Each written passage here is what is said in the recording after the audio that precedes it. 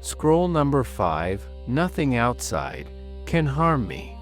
The criticism landed this morning. The message was direct. The words were pointed. And for a moment, the old reflex fired, the tightening in the chest, the urge to defend, the search for what I did wrong. I have learned to pause before that reflex becomes a response. Because I know, with a clarity that took time to build, that what arrived was not harm. It was information, wrapped in the other person's fear, filtered through their confusion about what is good and what is evil. It cannot touch the part of me that matters. None of them can involve me in anything dishonorable unless I involve myself. This is the sentence I carry. The colleague who undermines me in a meeting. The client who dismisses the work without reading it. The stranger who mistakes noise for power. They act from ignorance of what is truly good. I do not say this with contempt. I say it with the clarity of someone who has been equally ignorant, and will be again. We are all working with the understanding we currently have. Mine includes this: no one can make me worse without my permission. The app gets a 1-star review. The launch underperforms. The pitch gets rejected. None of these reach the governing part unless I carry them there myself. I have carried things there that had no business being there. That was my error, and my error is mine to correct. Nothing outside can harm me. The things of the world stand outside the soul. They press against it. They make noise. They demand attention, but they cannot enter without an invitation I choose to extend. Pain can reach the body. Difficulty can reach the circumstances. But the governing part, the place where I decide what things mean, and what I will do next, that place is, by its nature, unreachable. Unless I open the gate. I have stopped opening the gate to every disturbance that knocks. Not every knock deserves an answer. Not every noise deserves a name. I have learned to let some things pass without ceremony. Let any person do or say what they please. I must remain what I am. An emerald does not stop being an emerald because someone in the room prefers a different stone. Gold does not lose its quality because the market is uncertain. I have a nature. I have a character I have chosen and built over time.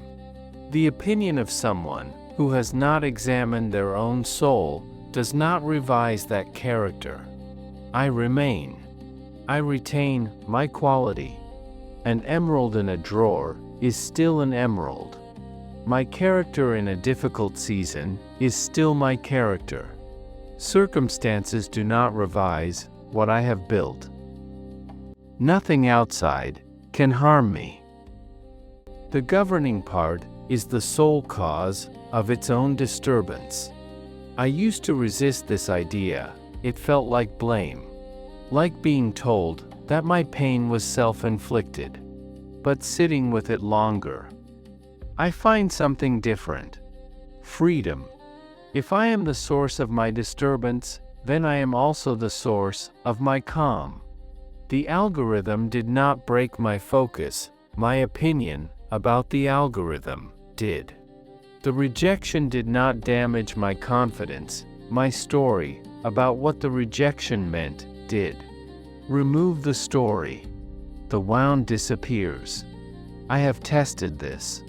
The same event, 2 different stories. 2 completely different days. The event did not change. I did. I have this power. I use it. When I enter a difficult conversation today, I carry this with me. Whatever they say cannot reach me unless I decide it has arrived. I can listen fully, respond with honesty, hold my ground without rigidity, and leave the conversation without carrying their confusion home in my chest. This is not detachment. It is precision. I am present. I am engaged, and entirely unmoved at the level that matters. These two things can coexist, and I have learned to live inside both of them at once. Nothing outside can harm me. There is one test I apply to every event that troubles me. Does this make me a worse person? Not a less comfortable person. Not a less popular person. A worse one. If a bad review, a platform change, a financial setback, a misunderstanding with someone I respect, if none of these make me unjust, intemperate, or cowardly, then none of them are truly evil. They are weather. I am the structure that stands in weather. I do not ask weather to stop. I build better. I have spent time in the past being disturbed by things that are no longer even memories. Setbacks that felt permanent lasted a season. Critics whose words burned for a week are unknown to me now by name. What I held on to with such intensity, the universe dissolved without ceremony. As it dissolves, everything. This is not cause for despair. It is cause for perspective. Almost nothing that troubles me today will matter at the scale I am currently assigning it. I can release the grip. 5 years from now, I will not remember the name of the person whose words stung today. This is not coldness. It is accurate scale. I do not need perfect immunity from discomfort. The body will feel what the body feels. Difficult news still lands. Hard days are still hard. I am not performing numbness. I am practicing something more precise, the refusal to let what is temporary become what is permanent. The refusal to let the circumstance of the moment become the story of my life.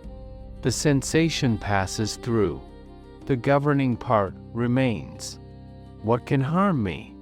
Only I can harm me by acting with dishonor, by surrendering my governing part to panic or resentment, by allowing the noise outside to become the voice inside.